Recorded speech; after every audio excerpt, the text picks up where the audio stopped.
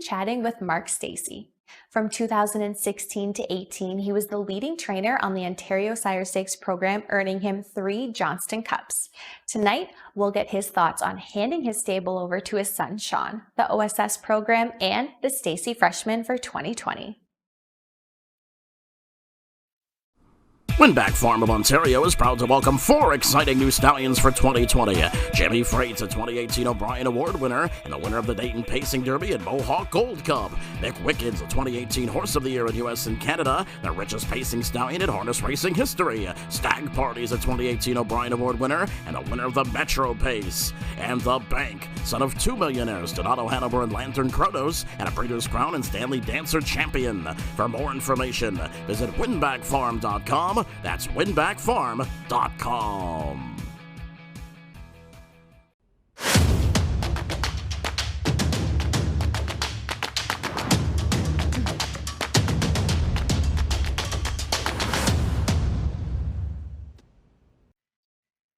Well, we got some great news in Ontario this week, and it looks like racing at Woodbine Mohawk Park will resume the first week of June. So who better to have on our show tonight than one of Ontario's top trainers, Mark Steacy. So Mark, thanks for joining us here this evening.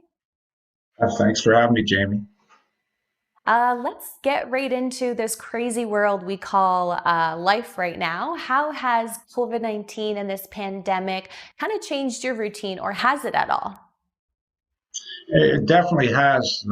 Usually we're just a summer stable, but in the last couple of years, because Sean wanted to move up there and live up there, we've kind of changed it where we wanted to do a lot more racing in the wintertime. And last year we got kind of half set up to do that, and we had the barn fire, so that kind of threw a monkey wrench into us. But so this year we got going again, and we had probably our best start January and February and early March, but then we ran into this problem.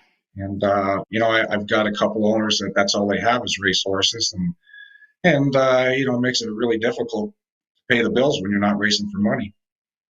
Absolutely. I think everyone is overwhelmed with excitement for the possibility of that first week startup in June for our Ontario tracks.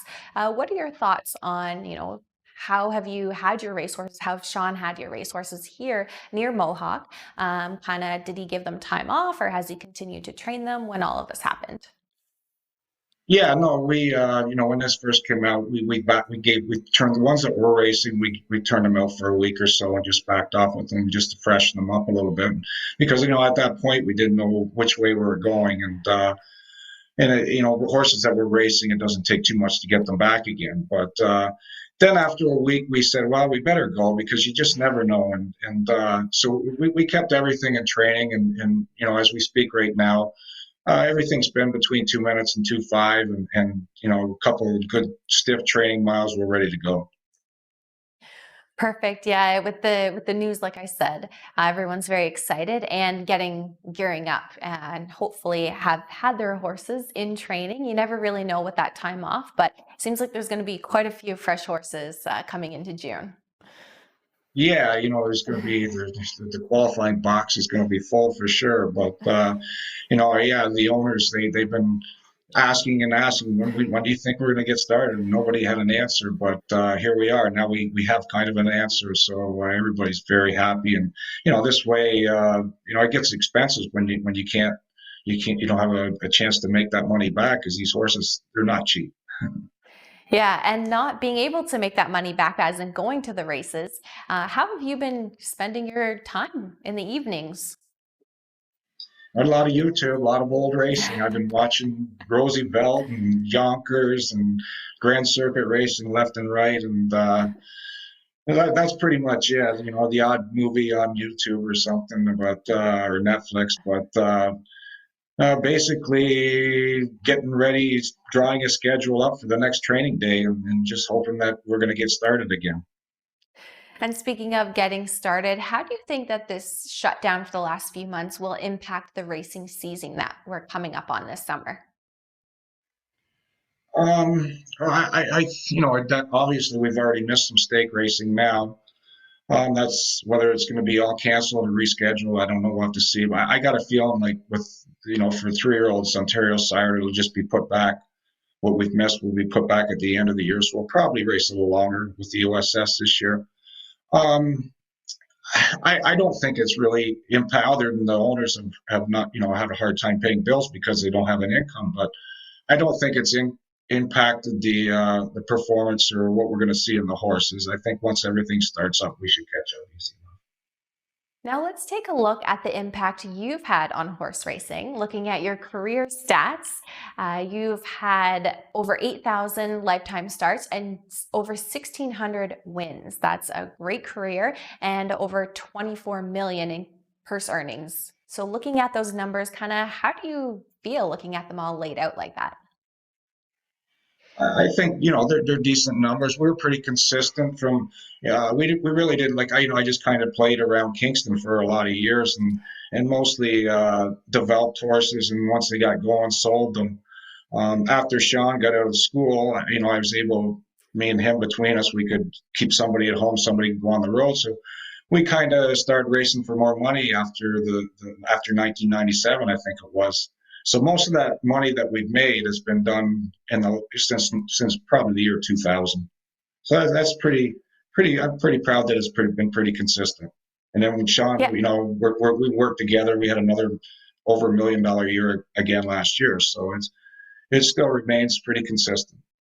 Yeah, you had a phenomenal year last year, kind of handing the reins over to Sean for 2019 with a little bit of a rough start, as you mentioned, with the barn fire to kick off kind of that, I guess, year. But you recuperated amazing, had a phenomenal year, and looking over his numbers and earned over 1.1 million. How proud of you are you of him? Sean, from the time he was 5 years old, I can remember him sitting on a little chair with a little rocking horse with a whip in his hand and a helmet on top of his head. And he's like me; he just lives and breathes horses. And he's worked with me in the barn for pretty much his whole life, and this is what he wanted to do, and he's done it well. And I'm lucky to have him with me.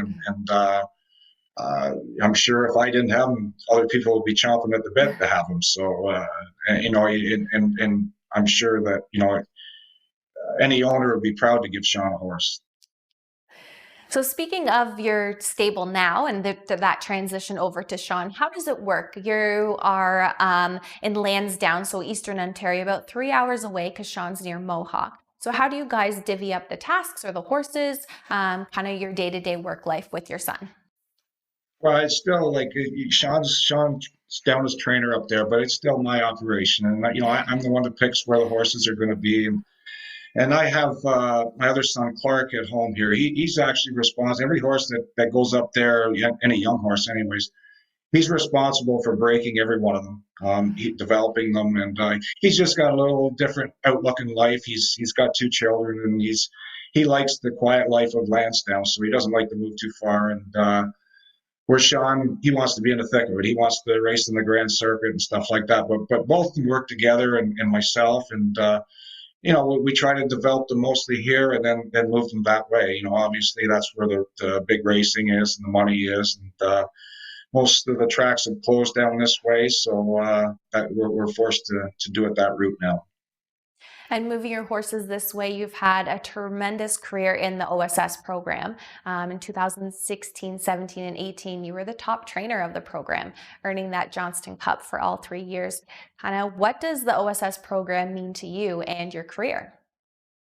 It's very important to me. Like I've raced in the OSS for a long, long time, and we've always been, even before them few years, we were always I think in the top 7 or 8. And even though back then it was a lot of travel to do, I don't know how I did it, um, yeah, no, I'm very proud. But it would never be able to do it without a great staff. With the numbers like that, you got to have a great staff behind you, and we've been lucky to have very good people work for us. And but it's definitely a feather in your cap at the end of the year when you're first or second, and you're even finishing second last year to Greg McNair, a good trainer like himself. There's no, that was okay too.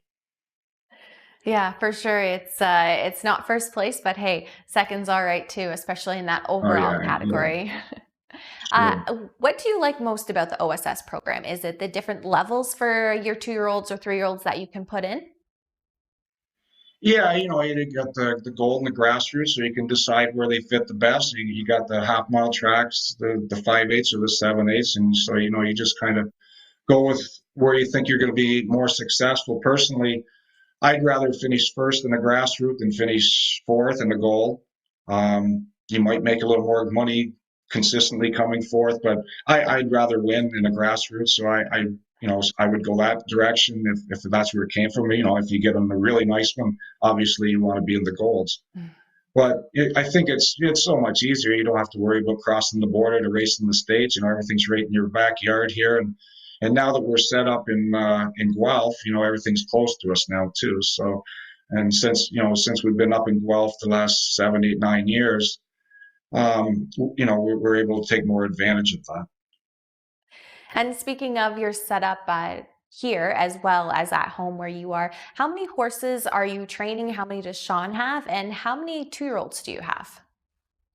So yeah, we have I think we have like 45 horses in Guelph right now. Probably 14, 15 2-year-olds there, another 14, 15 2-year-olds here. So we probably have about 18 or 20 at home here. So speaking of 2-year-olds, let's get right into them. So the first one we're going to talk about is your Captain Treacherous filly, Cool Blue. You got at Lexington for $45,000. Yeah, no, she's when we bought her, she was like I believe she's a May 26th foal. She was kind of like 4 inches higher in the rear end. She was just immature, but still had that good look to her.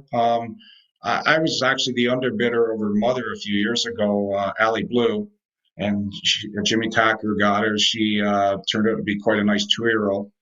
And then this filly also has a sister that was quite successful. I think it has a mark of 50.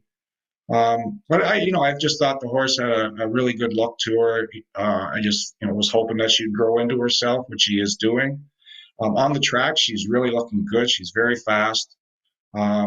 I think she's going to be a nice filly if she stays sound. And yeah, we'll see.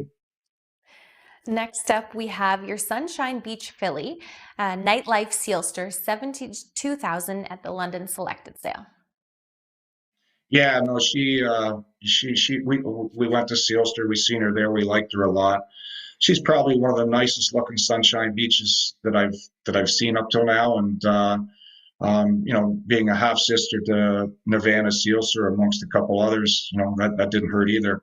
The only thing that did scare me about her was that her brothers and sisters hadn't done a whole lot at 2. But because she was so good looking, we spent a little more on her than what we had planned, but we took the chance. And training wise, she looks like she's going to make it at 2. She's done everything very easily right now, and she's growing nice. She's, touch wood, she's real sound right now, and I think she's going to be okay. And we'll have to mention to everyone that the drone footage is from earlier today. We were out at the farm watching the horses train around, so it's same day footage for anyone watching. The next one we'll talk about is your Cantab Hall Holt. You spent $110,000 at Lexington, Sheena Secret. Yeah, no, every year, like we don't get to buy, we try to buy what we can, but we don't get to buy too many high priced horses. So we try to, but we always like to have 1 or 2 if we can, get the group together just to give us a chance to have something special. It's everybody's dream to have a Hamiltonian horse or a North American Cup horse. But like I said, we don't get a chance to buy a lot of 100+ horses, but we do take a chance on 1 or 2 a year. And this guy here, he wasn't my top pick, but he was a really nice colt. And right at the time, in the family, he had a horse called Amigo Volo that one of the top 2-year-olds of last year. So yeah, I know this horse did have some pedigree and he had good conformation. He was a little on the small side. He's a late foal, but he does have a lot of speed, and he's starting to put it together pretty good right now. Next up, we have War We Whisper, your Trixton colt for $30,000 at Lexington. Yeah, when we went over to Warwee Farms, we had spotted this colt, and geez, he could trot like hell in the field. He just probably could have won a 2:30 mile right then when we seen him last year.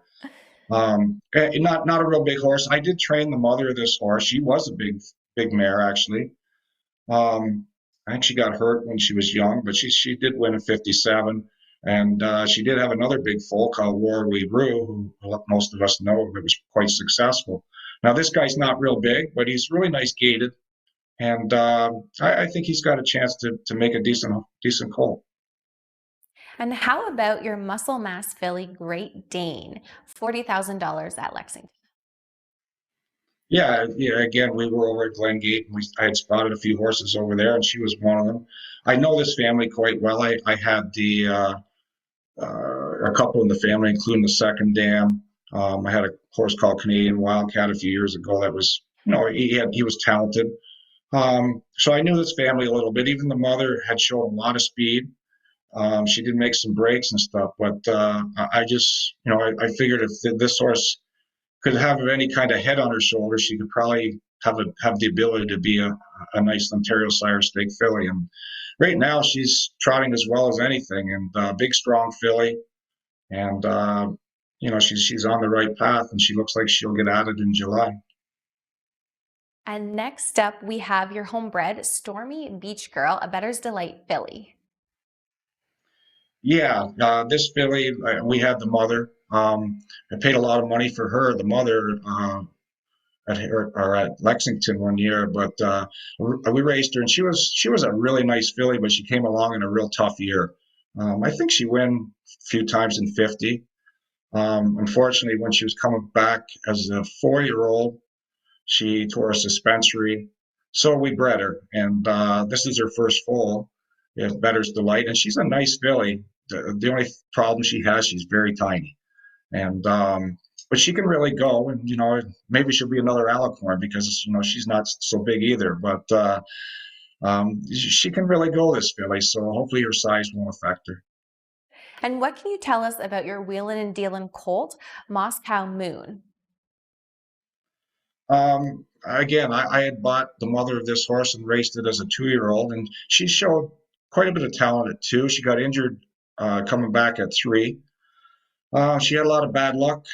I think her first couple foals died or got injured or whatnot. But this is last year I raced one called Royal Elite, who was a nice horse, but he had a lot of soreness issues.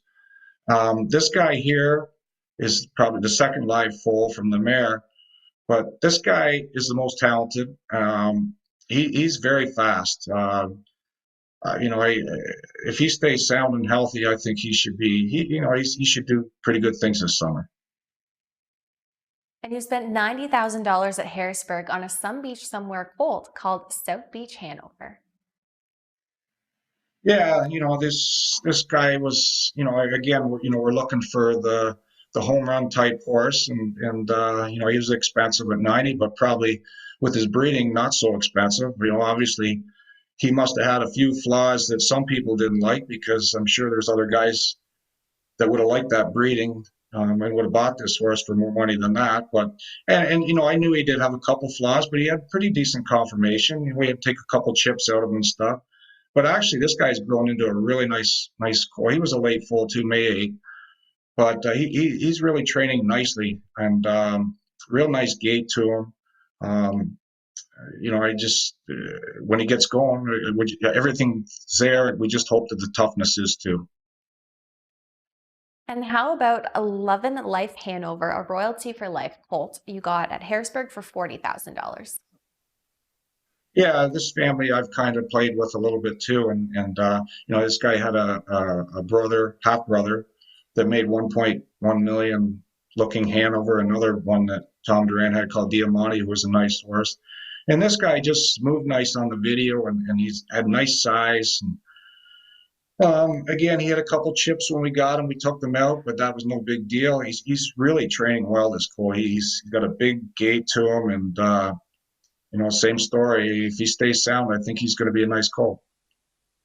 And what's your deciding factor on whether taking a chip out before you train them down at 2 or waiting to see if it affects them at all? Well, most of the time when I buy them, I can't really afford to. I've tried it a few times, but I can't really afford to book to vet check them before because half the time I do, or three-quarters of the time I do that, I'd never get the horse anyway. Somebody outbids me. So I have to take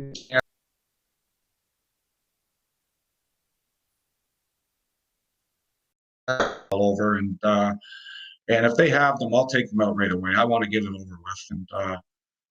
Yeah, usually I take them out in December. Let's move on to Illusionist Hanover, your Bettor's Delight colt for $47,000 at Harrisburg. Yeah, this colt's not a real big colt, but he's nice and he's really improved with each week that's gone by. He was just kind of a nice, tidy size athletic colt when I seen him in Harrisburg. He had a couple brothers and sisters that were decent in the Ontario Sire Stakes, and at that price, we just figured that we'd take a chance that he might make a nice Sire Stake horse for us. And as I said, like he started a little slow.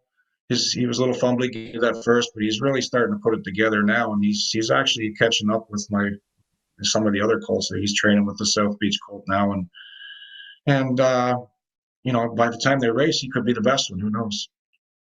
And the last 2-year-old we have on the list for today is Whole Lot 11, Muscle Mass filly. Yeah, I again, and we're in Lexington, and we're always looking for an Ontario sired colt or filly or whatnot. And I always like trotters, but so I spotted this filly. She was a solid filly, and it just happened to be she had a half sister that had just won in 52 at Lexington, and it was quite successful last year. I think her name was Love a Good Story, and so yeah, no, I brought her home, and I really liked this filly, and we had to take chips out of her as well, and then we just got that over with. And she was on the equisizer, and she stepped through the equisizer and hurt her arm, and we had to wait another month on that. So she got a slow start, but she's pretty much caught up right now, and she's got some ability too. And I think as long as her problems are behind her now, I think she'll be all right. You mentioned a few of them were late yearlings last year, late May. Does that affect your decision on a purchase with them or not? Not, not really. As long I don't think I would buy a June foal, but as long as they're in May, I've had a lot of good May foals. Umbra Wallflower, I think she was near the end of May, and she was a nice 2 and 3-year-old. But no, it wouldn't stop me from buying them. It might keep my price down a little bit, but I prefer that they're in March or April. Yeah, the earlier the better, right? They get that little bit of jump of Well, growth on everybody else. exactly. And do you have any secrets that you use to pick out your yearlings that you can share with us? No real secrets. And just like I only have a certain budget, and so I have to go more confirmation than pedigree, unfortunately. But I still try to get as much pedigree as I can. But the confirmation is very important to me. I try to avoid horses that look like if they're in the video and they're going to wing to their knees or something like that. But I like an athletic horse. I'm not crazy about real small horses, although some of them that we had have been okay. But um, just mostly confirmation. Now, do you rely on yearling videos versus actually going to see a horse at one of the farms if possible? I prefer I prefer going to the farm and watching them in the paddock. And I bought a few from this crop by doing that. I've seen a lot of these ones in the paddock, but I don't get a chance to get to all them farms. They're a long way away, and I'm busy racing a lot of horses and the sire stakes and stuff like that. So I don't get a chance to go to as many farms as I would like to, but because of that, I do have to rely a lot on the videos. But I only pretty much use the videos for a head-on shot or a hind shot. The side shots, they can make them look good. Now, you mentioned one that Jimmy Tactor that got away from you at the yearling sale before, but is there any other notable horses that maybe you were an underbidder on that or got away from you at a sale? There was one horse that I went to buy because I had spotted him at Blue Chip Farms. I'm trying to think of his name now. The one Brian Brown had here a couple of years ago, the Good Sun Beach colt. I can't think of it. But anyways, they changed his name after, I think. But I went to buy that horse, and then somehow Sean heard just before the horse was going to sell that somebody had X-rayed him and found some problems. So naturally a red flag. I stayed off him, and he sold for like 65,000, which was in our price range, down by the seaside. That's the horse. Okay, yeah. And yeah, like that should have been my horse. And funny thing too, the next day we're in Lexington, and I had bought a well said for 140,000, brother to the one that won the Little Brown Jug of Brian Brown's. Beat Wiggle at Jiglet, or was in against Wiggle, finished second, I think. But anyways, Brian drove by the barn next day, and he says, "I'll trade you this horse for that $140,000 horse." And I said, "Oh no, I should have done it."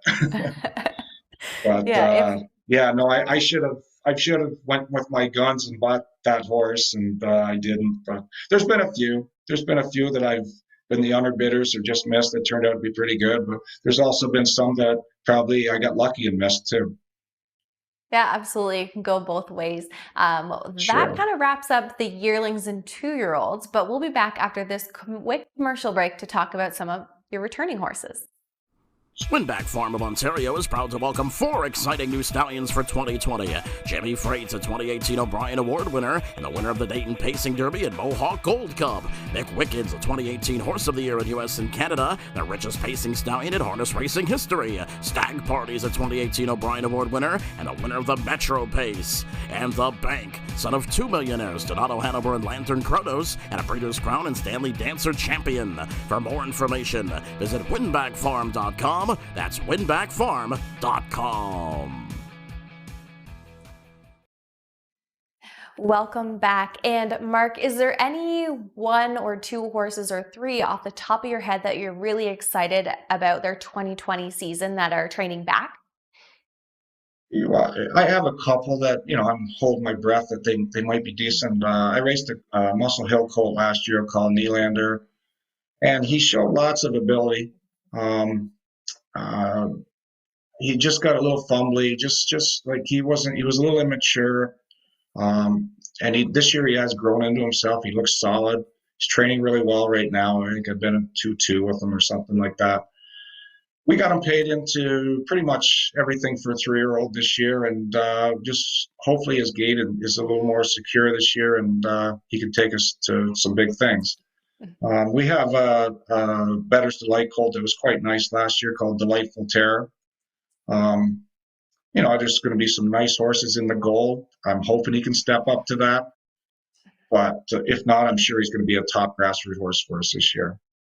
So they're basically the 2 better ones that I'm looking for. But we have a lot of horses that to race in the hopefully a lot of good, nice grassroots horses. Absolutely. We will definitely keep an eye on those 2 this summer and hopefully in that gold there for you. Now let's move on to kind of your relationship with Landmark Stable. So you've been training for them for many years or involved with them for many years. It's a fractional ownership group and it's operated by Howard Pierce. Can you tell us about your relationship with this stable?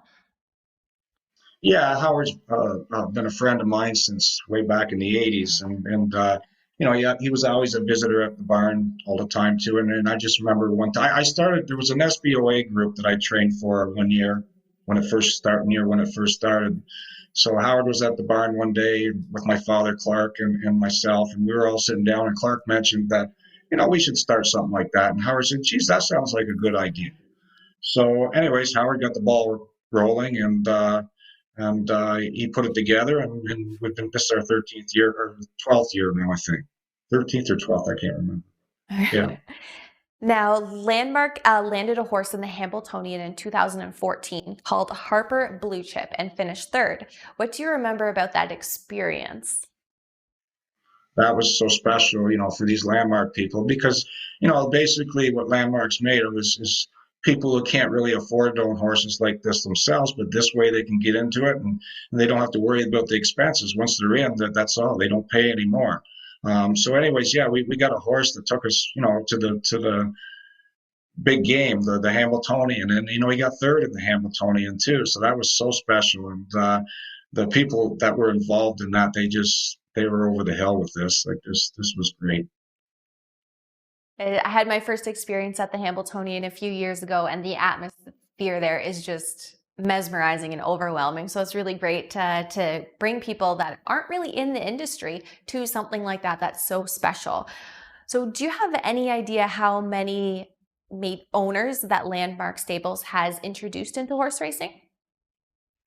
Quite a few. I'm not. I'd have to guess the number, but I'm going to say there's got to be 70 to near 100 people that have been in the group throughout the years, and most of them have been in almost all 12 or 13 groups, and in that we've also had some jump outside the Landmark group and take shares, a small share of a horse privately as well. And it's that group was a 5,000 investment that they had Harper in. Since then, we've made it 2,000 to make it more affordable for everybody. And for $2,000, and that's pretty much that any of these landmarks. That's all the money they've ever put in. Their board bills are paid, their estate payments are paid, their vet bills are paid. There's never any more to pay, so it makes it a very special entertainment venture for them. And even in the last couple of years we raced, I still have a horse called Hello Love, who people have they have a ball watching her go. There's been times we've been in the winner's circle with probably 30 or 40 or 50 people in the winner's circle. So it's a real special thing for people who just can't afford to buy a horse and pay board bill by themselves. For sure. Now, how does that work? Do you buy a yearling, a 2-year-old, a racehorse? What type of horses are you looking for that ownership group to purchase? We've always bought yearlings, and at first we always made it that when they were done their 2-year-old or 3-year-old year, we put them for sale and then start again. The last couple of years, we've changed that a little bit. If we, like Hello Love's going to be 5 this year. So just because if they look like they can race at Mohawk, we thought we'd just keep them. And then it would give the future landmarkers or whatever, they would give them a chance to watch something race while the other ones develop. So yeah, no, if they look like they're going to race at Mohawk because there's good money to race for, everybody was real happy to stay involved with and keep on racing. So, but we always buy them as yearlings. That's great to hear. And what type of challenges is there working with a fractional ownership group?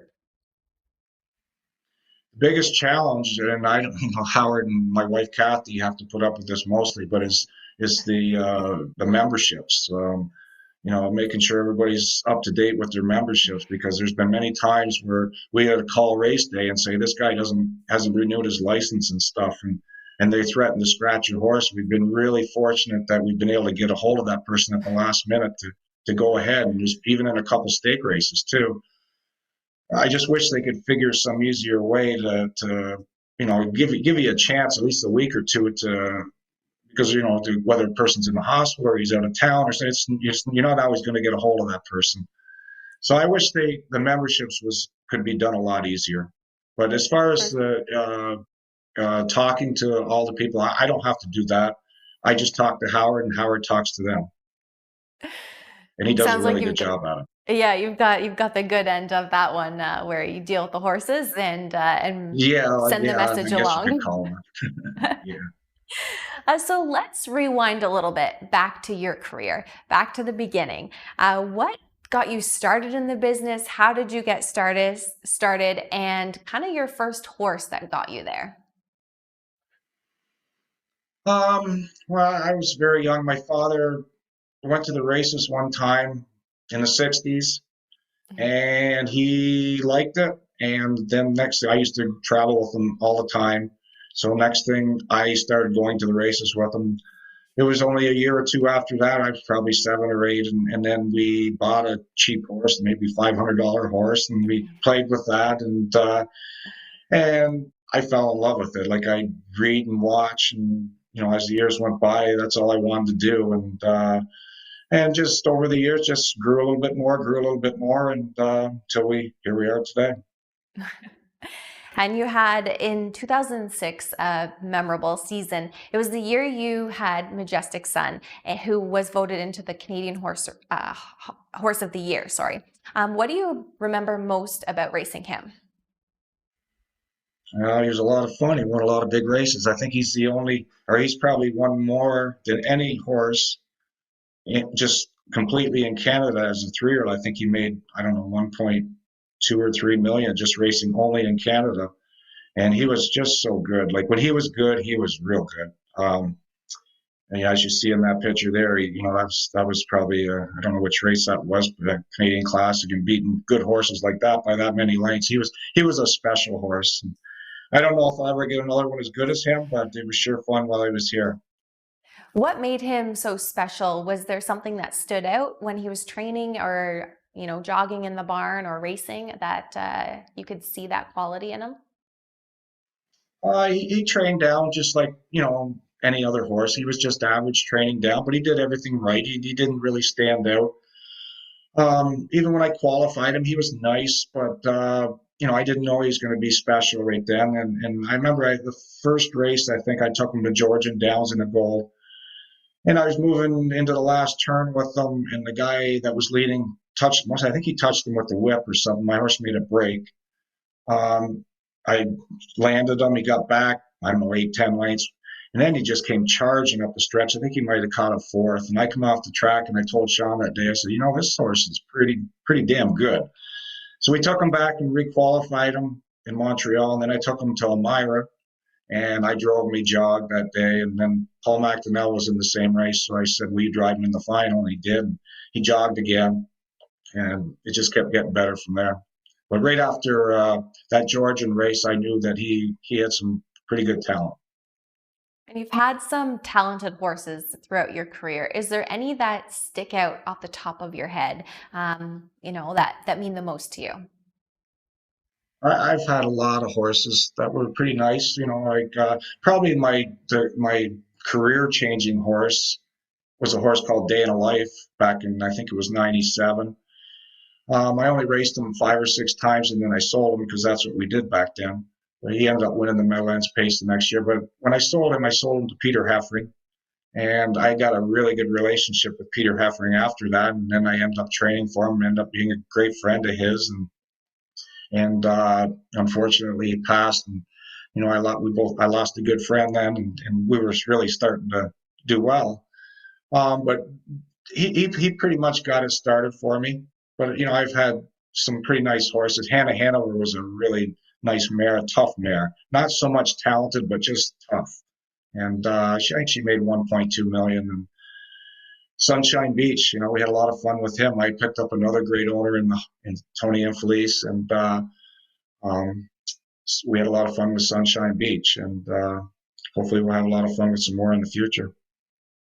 Is there anything that's still on your racing bucket list, speaking of the future? Well, obviously everybody wants to win that Hamiltonian, and I would too. But it's a tough deal because there's guys out there that can just buy so many top bred, top looking horses, and you can buy one or two maybe, but it can be done, and it's been done. But that I definitely would love to win. I'd love to have to say I could win the North American Cup. It's at home. It's a big race. And then I've never raced, and I probably should have put Sunshine Beach in, but I didn't.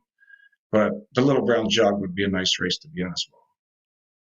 Yeah, it's definitely quite the atmosphere for all those races. They're top races. There's tons of fans. It might look a little bit different this year, but hopefully next year we'll have all the fans back as best as we can for those marker races throughout the season.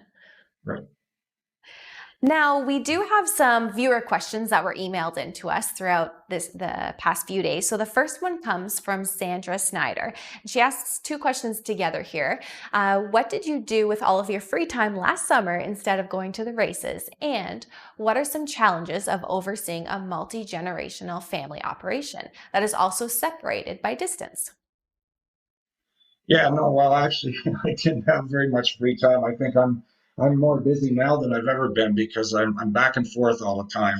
And I usually spend 3 or 4 days up in Guelph and the other 3 or 4 days back in Lansdowne. So I'm on the road a lot, but I'm there. I'm maybe not at the track all the time. That's why we changed the Sean's name because he's there and but I think I'm probably more busy than I've ever been. The hard part is probably the distance. It'd be probably a lot easier to have the horses all in one spot. But I don't know. I have family here, and I have a hard time getting away from that. I'm a family guy, and I've lived here my whole life, and I just have a hard time moving up there.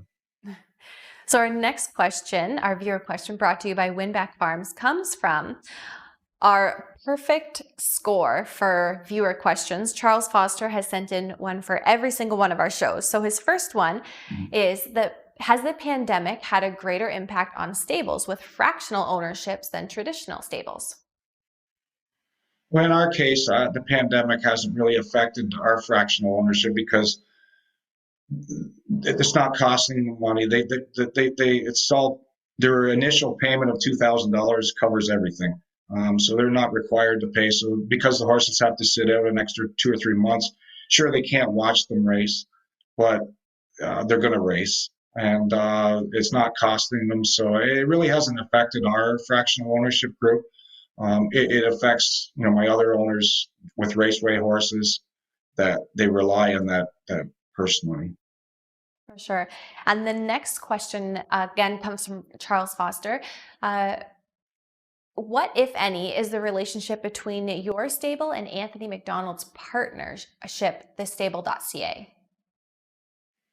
Well, there's no relationship. They're two different things, and they're both for good reasons. I think they're both great things. They're both introducing people to horse racing in their own way. His is run a little different than ours. Like I said, ours is just one investment. You don't have to pay anymore. You just watch and enjoy. So they both have their good values, but I think they are a little different. Yeah, absolutely. And there's room for all kinds of owners in our industry. So every type is more We than have we welcome have to join. we have owners that are in both. I just can't remember which ones, but there's owners that are in Anthony's, and there's owners that are in mine as well. Very cool. Our next Yeah. question comes from Dave Briggs, and he asks, there have been some tremendous horsemen that have come out of Eastern Ontario. Who inspired you when you were getting started? In Eastern Ontario, there was a lot of good colt trainers in the old days when I was very young. Dr. John Finley, he had a great stable in Arnprior. Jim McCormick was a good colt trainer down this way. Norm Jones had a nice stable when I was young. Chris Storms ran a nice stable. He had some nice colts back in the day, but mostly I never had the stock to do it, but I always read about it. These guys racing in Greenwood and then racing in the Grand Circuit in the States, and I always read about that and just hoped someday we could do that. And we've got there kind of, I guess. Our next question comes from Steve Mason, and he asks, how do you think the Ontario Sire Stakes program will be impacted by COVID-19? Obviously it's been delayed. The 3-year-olds were supposed to already started, I think, and that's probably going to be set to, like, the races that we missed. I'm assuming they're going to be set back to the end of the schedule. I don't think it's going to affect the 2-year-olds. I think we're still going to have the chance to get them qualified in racing by the early July. So I think it could have been worse, but I think overall the Sire Stakes will go ahead pretty much the same, with just the exception of a few different dates. And our next question comes from Terry Michaels, and it says, when it comes to young horses, what drivers at Mohawk do you like best and why? Well, we in the last few years we've used James MacDonald. He does a great job. Like he drives like he trains a lot. Or even you think maybe he owns them too, because he's very conservative in the qualifiers. He knows there's no money on the line then. And in their first races, I might even get a little upset sometimes because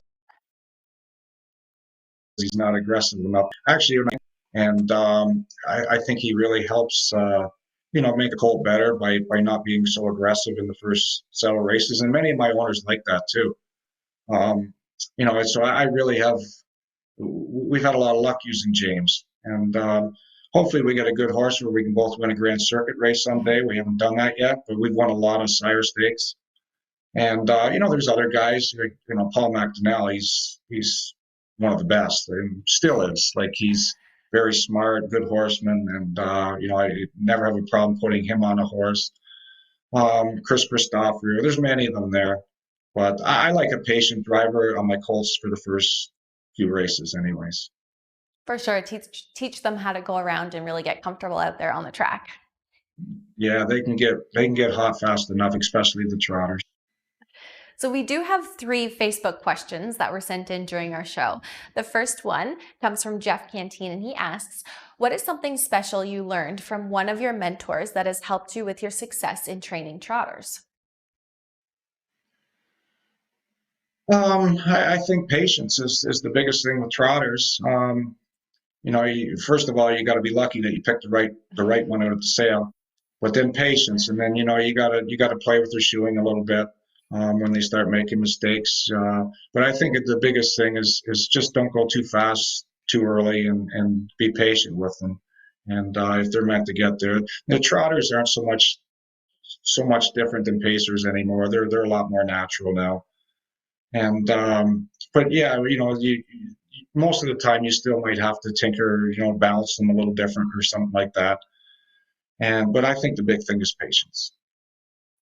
And our second question comes from Facebook, comes from Bill, and he says, hi, Mark. Is there a yearling you purchased where the purchase price exceeded what you thought it would sell for, but you were glad you made the purchase?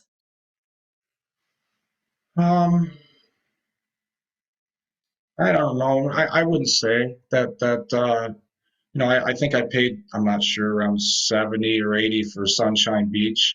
That was plenty, but yeah, I'm definitely glad I made the purchase on him because, as it turned out, he was a very nice horse.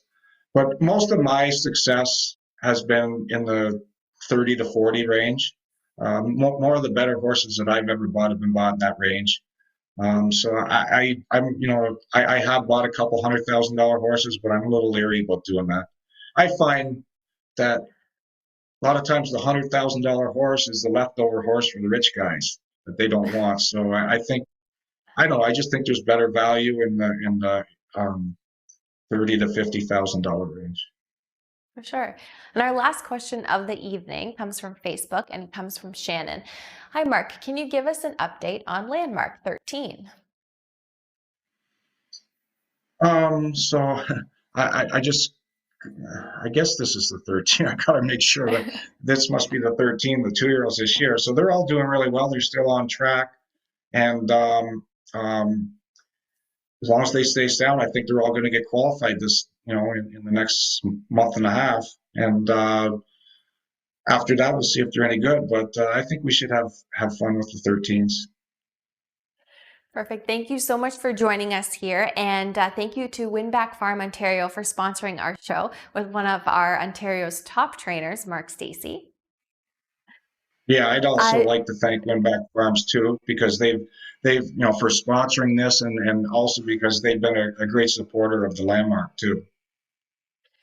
And don't forget to tune in for our viewers on Monday, where Heather Vitale will interview Irv Miller. And don't forget, tomorrow morning we have headlines for HRU. So if you haven't already, please subscribe for free to the harnessracingupdate.com. So thank you everyone for watching, and thanks again, Mark. Thanks, Jaimi. Harness Racing Update is the sport's most comprehensive and trusted news source and the fastest growing publication in the game. HRU has you covered with award-winning features and commentary from some of the sport's best writers. Stellar photography, race news, results, entries, handicapping, and video replays. The industry's most comprehensive sales results and Harness Racing's best reader feedback section.